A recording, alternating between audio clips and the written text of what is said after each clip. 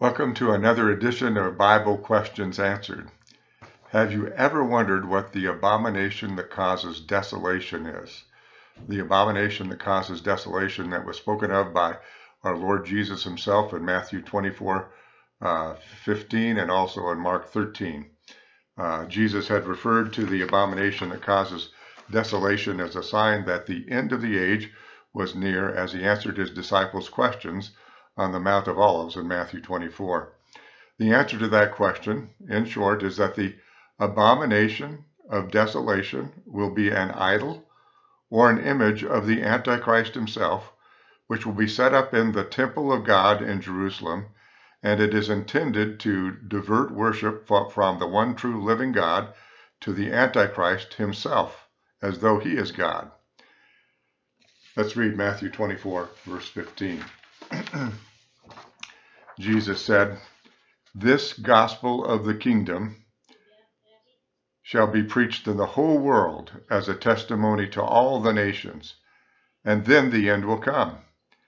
Therefore, when you see the abomination of desolation, which was spoken of through Daniel the prophet, standing in the holy place," let the reader understand, "then those who are in Judea must flee to the mountains." In other words, it's a time when judgment is immediate and it's time to take action. Then it's time to be alarmed. It is the sign of the end of the age, God's judgments, and that Jesus is about to come very quickly. Jesus said, as we read, that the abomination of desolation was spoken of in the prophet Daniel. There are three references to the abomination of desolation in Daniel chapter 11. They're found in Daniel chapter 9, verse 27, Daniel 11, verse 31, and Daniel 12, verse 11. One of these three prophetic references has already been fulfilled and foreshadows or gives us a picture of what will happen with regard to the other two references, which are yet to be fulfilled. All three speak of an abomination that causes desolation, which occurs in conjunction with the cessation of sacrifices and offerings in the temple. In other words, the regular worship practices required by the Old Testament will be abolished as the abomination of desolation is set up. Now, with regard to the word abomination, of course, it speaks of something that is greatly offensive, a great sin, like the sin of idolatry. Idolatry is greatly offensive to God, and especially when idolatry is practiced of all places in the temple of God in Jerusalem, which is to be devoted to the worship of the one true living God. So it is an abomination. It is also an abomination that causes desolation. It's a desecration of the very purpose of the temple. It desolates the entire purpose. It lays waste the entire purpose for which the temple was built, which was to worship and sacrifice to the one true living God of Israel. Let's take a look at 1 Daniel 11:31.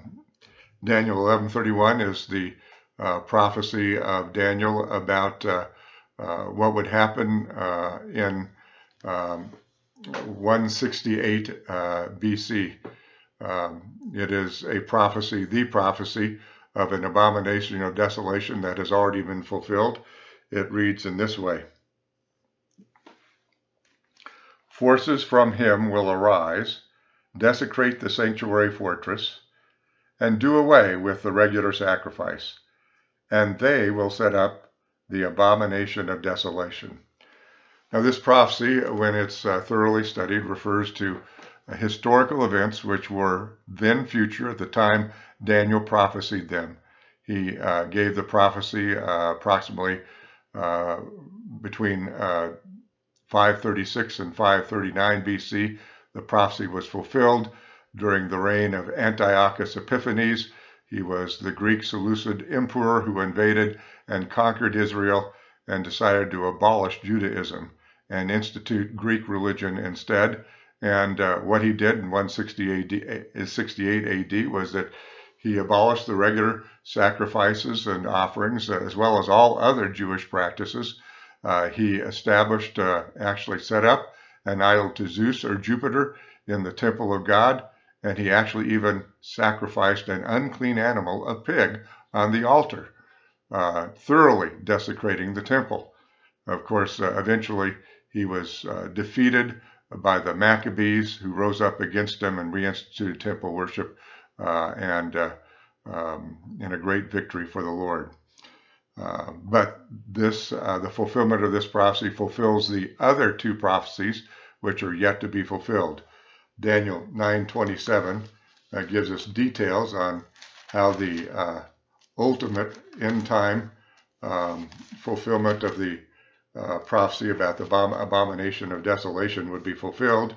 It seems to be speaking in Daniel 9:27 about a prince who would yet come, a prince that we might identify with the Antichrist or the beast of Revelation or the man of lawlessness that the Apostle Paul talked about in 2 Thessalonians. And it says about that prince who will come in verse 27 of Daniel 9, and he will make a firm covenant with the many for 1 week. The many probably referring to most of the people in power in Israel at the time. But in the middle of the week, he will put a stop to sacrifice and grain offering, and on the wing of abominations will come one who makes desolate, even until a complete destruction, one that is decreed, is poured out on the one who makes desolate. Now, the question you might ask is, what's he talking about when he's talking about a week? Well, the prophecy, the great prophecy of Daniel's weeks of years, 70 weeks of years, occurs in Daniel 9:26 and 27. It becomes clear that a week of years refers to a 7-year period. And so he's saying here, essentially, in the final or 70th week of these 70 weeks of years, a firm covenant will be made between this prince who will come, probably the Antichrist, and most of the people in Israel. And in the middle of that week, after 3.5 years, the prince will probably break the covenant, abolish sacrifice and offering in the temple, which has yet to be built, the third temple, and he will, or one who is associated with him, will establish or set up an abomination that causes desolation, and likely in the temple in Jerusalem.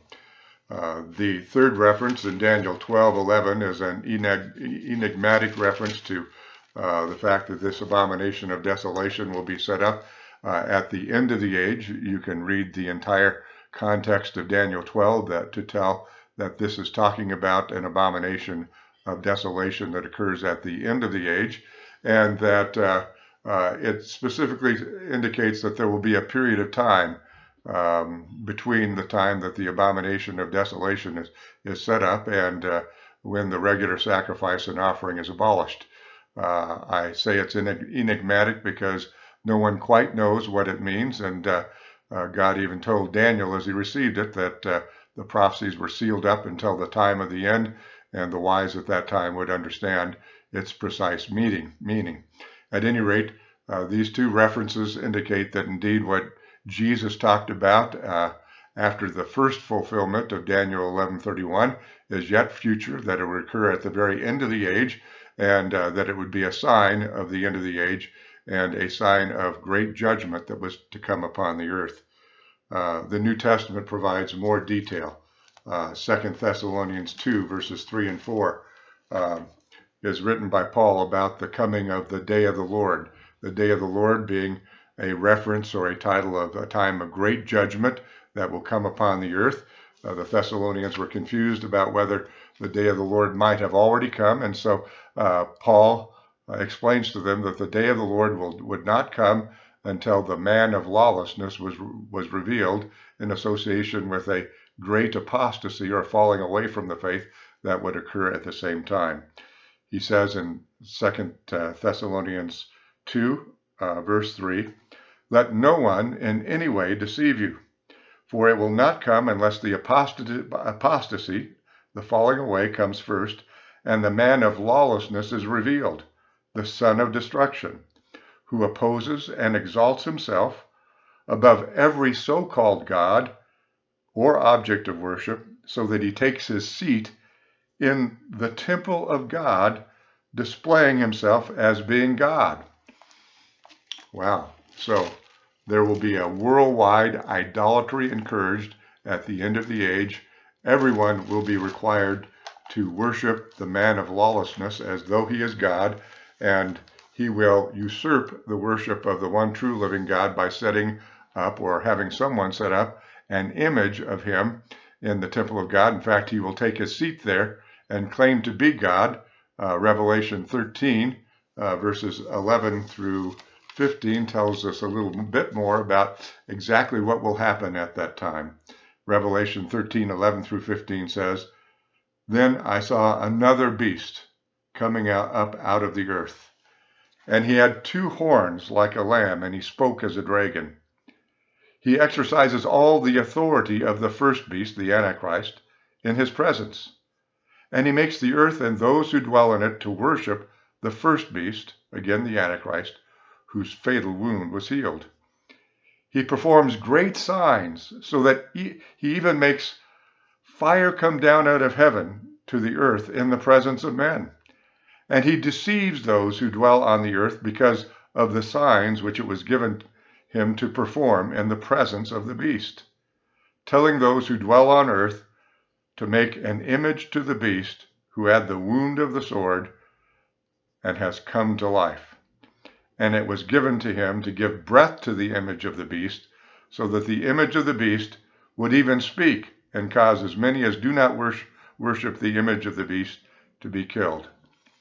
It is this image of the beast, at least one copy of it, that I believe will be set up in the temple of God in Jerusalem during that final week of Daniel, the 70th week of Daniel. And I believe that when this image is set up midway through that 7-year period, it will be the last straw that will bring God's great wrath, the day of the Lord, upon the earth in preparation for Christ's coming to establish his kingdom. This has been another edition of Bible Questions Answered by Pastor Jim Wallace. If you have questions, email me at pastorjw@nvbell.net. Pastor JW at N as in Nancy, V as in Victor, BELL.net, and I'll be glad to answer them for you. Thanks for your time. God bless you.